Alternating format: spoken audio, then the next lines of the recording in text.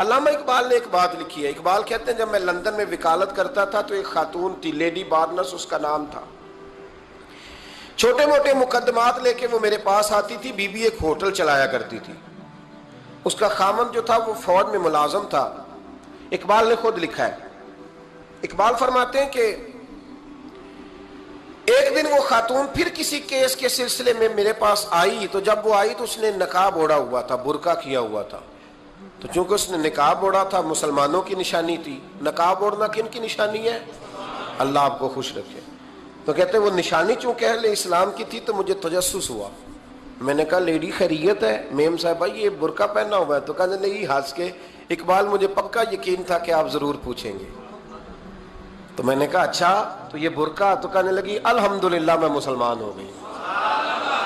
تو میں نے فوراً کہا کہ آپ کا شوہر تو فوج میں ملازم ہے, فوجی کے لیے بدلنا اور پھر ملکی قانون اور یہ چیزیں. تو کہنے لگی اس نے مجھے کیا کہنا تھا, وہ خود کلمہ پڑھ گیا. تو کہتی ہیں میں اور متجسس ہوا. وہ کیس کی بات کرتی تو میرا تجسس بڑھ گیا. میں نے کہا تو کیس چھوڑ کے بتا کلمہ کیسے پڑھا؟ تو کہنے لگی اقبال اصل بات یہ ہے کہ میں نا بے اولاد تھی, خامد بھی بڑے اچھے پیسے کماتا, میں خود بھی ہوٹل چلاتی, پر ڈپریشن اور ٹینشن اور بلا وجہ کی پریشانیاں جان نہیں چھوڑ. یہ ٹینشن اور ڈپریشن کا نا مجھے عربی ترجمہ کوئی نہیں ملا.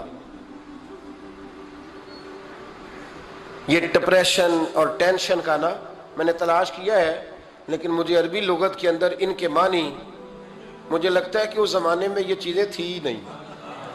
ہوتی تو ان کا کوئی نام بھی, یہ آج ہے نا تو اس لیے آج کے زمانے میں ہی نام ہے مفت کا, مفت کی پریشانی. تو کہتی ہے مجھے ٹینشن اور ڈپریشن رہتی تھی ہر وقت, بڑی میں پریشان رہتی تھی. میرے ساتھ ایک عجیب واقعہ ہوا کہ میرے ہوٹل میں نا ایک بابا جی برتن مانجتے تھے, بوڑھے آدمی تھے, 70 سال کے قریب عمر تھی. ان کا ایک بیٹا تھا, ایک بہو تھی, ایک پوتا تھا, لیکن وہ بیچارے بیٹا بیمار رہتا تھا تو لہٰذا وہ خود مزدوری کرتے. کہتے ہیں ایک دن وہ بابا جی میرے پاس آئے, کہنے لگے میم صاحبہ 2-4 دن کی چھٹی چاہیے. تو میں نے کہا خیریت ہے؟ کہنے لگے میڈم میرا بیٹا فوت ہو گیا. بیٹا, آپ کو پتہ ہے باپ کا جنازہ پڑھنا آسان ہے, بیٹے کا جنازہ اٹھانا بڑا مشکل کام.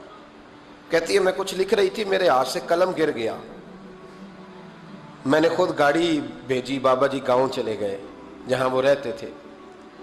کہتی 2-3 دن کے بعد میں اور میرا شوہر گئے تو رستے میں ہم باتیں کر رہے تھے کہ کیا تعزیت کریں گے.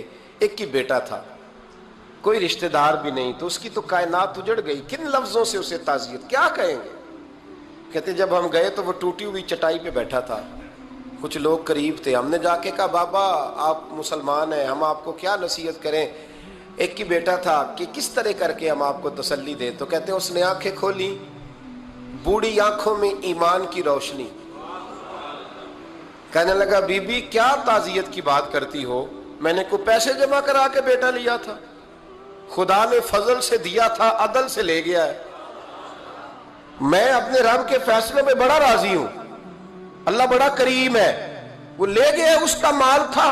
آپ یقین کریں ہمارے دیہاتی لوگ یہ کہا کرتے تھے, میں نے کانوں سے سنا ہے.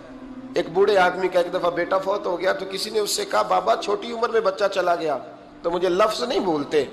کہنے لگے پتر اللہ دی فصل ہے, کچی بڈے تامی ہو دیئے. سنے آپ نے بھی کبھی یہ فکرہ, کچی بڈے تے پکی لے جائے تے تامی ہے جو ہو دی. تو جب اس کا جی چاہا وہ لے گیا. اللہ اکبر. وہ خاتون کہتی ہے کہ وہ بابا جی سے میں نے کہا کہ چلو آپ 1 مہینے کی چھٹی کر لے. تو کہنے لگا نہیں میڈم میں مسلمان ہوں, مفت کی روٹی نہیں کھاتا, مزدوری کر کے کھاتا ہوں, میں انشاءاللہ 2-3 دن کے بعد کام پہ آ جاؤں گا. کہتے ہیں وہ چند دنوں کے بعد آ گیا. اللہ کی قدرت کے ابھی 2-3 ماہ گزرے تھے پھر آیا, میڈم چھٹی چاہیے کچھ دنوں کی. میں نے کہا خیریت ہے؟ کہنے لگے وہ میری بہو بھی ہارٹ اٹیک سے فوت ہو گئی. کہتے اب میں بھی تڑپ گئی اور عیسائی ہو کہ میری آنکھوں میں آنسو آ گئے. میں نے کہا گھر کا دروازہ بند ہو گیا, اب یہ بیچارہ کیا کرے گا. وہ اپنے شوہر کے غم میں ہارٹ اٹیک سے فوت ہو گئی. کہتے ہم پھر 2-3 دن کے بعد تعزیت کے لیے گئے, پھر ٹوٹی ہوئی چٹائی, بوڑھا نہ اپنی انگلیوں سے زمین پر کچھ بنا رہا. کہتے قریب گئی اور میں نے جا کے کہا بابا اب تو تسلی آپ نے خود ہی کرنی ہے, جو نظام تھا وہ تو ہو گیا. تو کہتے ہیں پھر اس نے آنکھیں کھولی, آسمان کی طرف دیکھا تو کہنے لگا بیٹی کوئی پریشانی نہیں, میرا بیٹا بغیر شادی کے بھی تو فوت ہو ہی سکتا تھا نا, بس میرے مالک نے جب چاہا جیسے چاہ ہوا. میں انشاءاللہ 2-4 دن کے بعد کام پہ آؤں گا. یہ میرا 3-4-5 سال کا پوتا ہے, ابھی اسکول داخل ہوا ہے, میں ساتھ لے آؤں گا, وہاں میرے ساتھ اوپر کوارٹر میں جہاں میں رہتا ہوں یہ بھی رہے گا. کہتی ہے میں سختے میں آ گئی اس کی کیفیت دیکھ کے. وہ پوتے کو ساتھ لے آیا. کبھی کبھی میں دیکھتی چھت پہ کھڑے ہو کے کہ دادا گھوڑا بنا ہوا ہے اور پوتا سواری کر رہا ہے. وہ سویرے اٹھتا, اس کو سکول چھوڑ کے آتا, شام کو لے کے آتا, پیار کرتا, محبت کرتا. تیسری منزل پر ہم نے ایک کوارٹر دیا ہوا تھا, وہاں دادا پوتا رہتے. اللہ تو بڑا بے نیاز ہے. کہتی ہے اقبال ایک دن نا پوتا اوپر والی منزل پہ کھیل رہا تھا, اس کا پیر پھسلا, وہ گردن کے بل زمین پہ گرا. مجھے خبر ہوئی تو میں دوڑی, ایمبولنس منگائی. خون سے لتھڑے ہوئے اس بچے کو دادے نے اپنی گود میں رکھا. اور جب ہم ہسپتال کی طرف گئے تو ہاسپٹل بعد میں آیا, جناب اسرائیل پہلے آ گئے اور کہتے ہیں وہ گود میں دم توڑ گیا. پھر دادے نے اسے اپنے ہاتھوں سے غسل دیا, پھر اس نے اپنے بوڑھے ہاتھوں سے قبر کھودی اور پھر مٹی ڈال کے کہنے لگا انا للہ و انا الیہ راجعون. جے سونا ہی میرے دکھ وچ راضی, جے سونا ہی میرے دکھ وچ راضی. پھر سکھ نو چلے ڈاواں. کہتے ہیں وہ مٹی ڈالی اس نے, اور جب وہ واپس پلٹا تو میں بازو سے تھام کے ہوٹل قریب لائی اور میں نے اس کے قریب کہا کہ بابا تو ٹوٹ گیا ہے, تو بکھر گیا ہے. مجھے محسوس ہوتا ہے کہ اب نہ تیری راتیں اور تیری صبحیں اور تیری شامیں غموں میں گزریں گی. تو کہتے ہیں یوں اس نے ہاتھ رکھے اور یوں آنسو چھٹک دیے. کہنے لگا میڈم کیوں میرے اندر کوئی عقیدہ نہیں, میں کوئی لوارث ہوں, میرا کوئی رب نہیں, میں کیوں پریشان رہوں گا, میں تو پکا ہوا پھل ہوں. تھوڑے دن گزریں گے قبر میں جاؤں گا, اور جب جنت میں جاؤں گا تو اللہ میری بیٹے سے بھی ملاقات کرائے گا, میرے پوتے سے بھی ملاقات کرائے گا, میرا رب ساری ملاقاتیں کرا دے گا. میں اپنے اللہ کی رضا پہ بڑا راضی ہوں. وہ خاتون کہتی ہے میرا اور میرے شوہر کا کلیجہ پھٹنے لگا.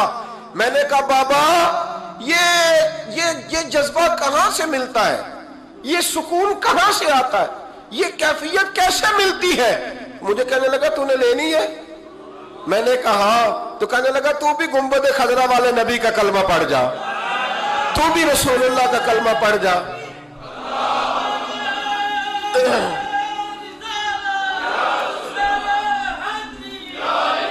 میرے محبوب کا کلمہ پڑھ, اللہ تجھے سکون عطا کرے.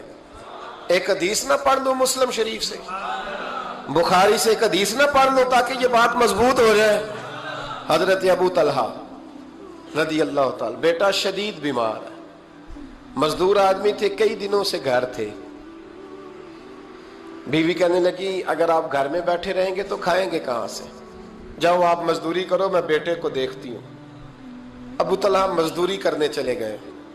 شام کو آئے تو بیٹا فوت ہو چکا تھا.